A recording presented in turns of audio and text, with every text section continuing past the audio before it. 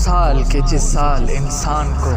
بھوک اور فاقوں کا سامنا کرنا پڑے گا اور اسے اپنے قتل کا شدید خوف ہوگا، اس کے جان مال اور پھلوں کا نقصان ہوگا، وہ کون سا ہے؟ حضرت ابو بصیر کہتے ہیں کہ حضرت امام جعفر صادق علیہ السلام لوگوں کو حضرت قائم کے ظہور کے متعلق آگاہ کر رہے تھے کہ فرمانے لگے کہ امام قائم اجل اللہ فرجہ کہ قیام سے قبل 1 سال لازمی ایسا آئے گا کہ لوگ بھوک اور فاقوں میں مبتلا ہو جائیں گے اور انہیں قتل کا شدید خوف ہوگا، ان کو جان و مال اور پھلوں کا نقصان اٹھانا پڑے گا، اس لیے کہ یہ بات قرآن مجید میں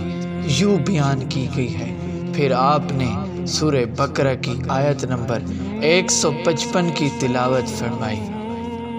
جس کا ترجمہ آپ کے فرمان کو واضح کرتا ہے۔ اعوذ باللہ من الشیطان الرجیم، بسم اللہ الرحمن الرحیم، رب اشرح لی صدری ویسر لی امری واحلل عقدۃ من لسانی یفقہوا قولی۔ آج میں جو آپ کے سامنے جو پیش کر رہا ہوں وہ چند باتیں ہیں جو نفس کے بارے میں ہیں۔ حضرت امام جعفر صادق علیہ السلام سے منقول ہے کہ میرے جد حضرت محمد مصطفیٰ صلی اللہ علیہ وآلہ وسلم نے ایک گروہ کو جنگ کے لیے بھیجا۔ جب وہ جنگ کر کے واپس آئے تو حضرت محمد مصطفیٰ صلی اللہ علیہ وآلہ وسلم نے ان کو دیکھا اور کہا مرحبا، تو پھر فرمایا کہ تم نے جہاد اصغر تو کر لیا لیکن اب جہاد اکبر باقی ہے۔ تو ایک پوچھنے والے نے پوچھا کہ وہ جہاد اکبر کیا ہے؟ تو حضرت محمد مصطفیٰ صلی اللہ علیہ وآلہ وسلم نے فرمایا وہ جہاد نفس کے خلاف جہاد ہے۔ اگر اس فرمان کو دیکھا جائے تو اس سے ہم کو اس وقت کی جو کہ حالات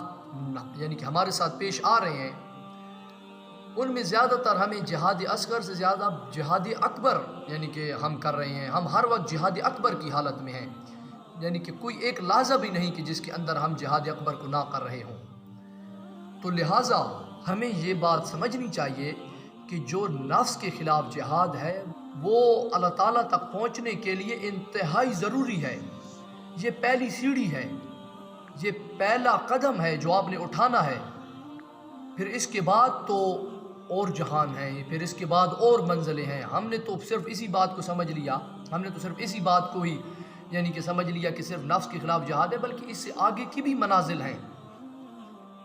ابھی تو یعنی کہ اگر ہم اس بات پر غور کریں کہ جو نفس کے خلاف جہاد ہے پھر اس کی آگے کچھ منازل ہیں، پھر اس کے آگے کچھ لشکر ہیں، پھر اس کے 2 لشکر ہیں۔ ان میں سے ایک لشکر ہے لشکر عقلی و رحمانی، پھر ان میں سے ایک ہے لشکر جہالت و شیطانی۔ تو لہٰذا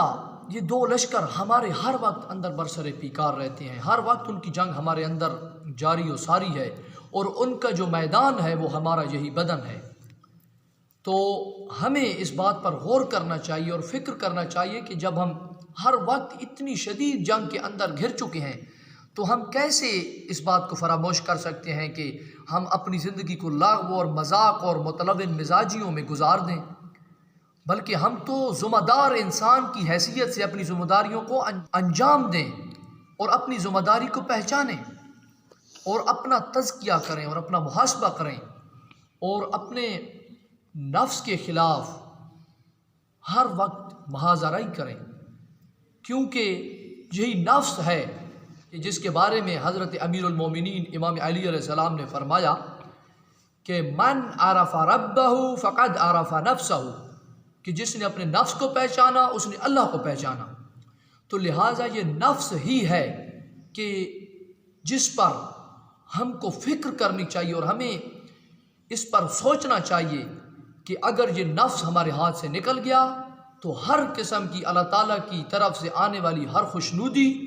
ہمارے کوئی کام نہ آئے گی، اور پہلی تو بات ہے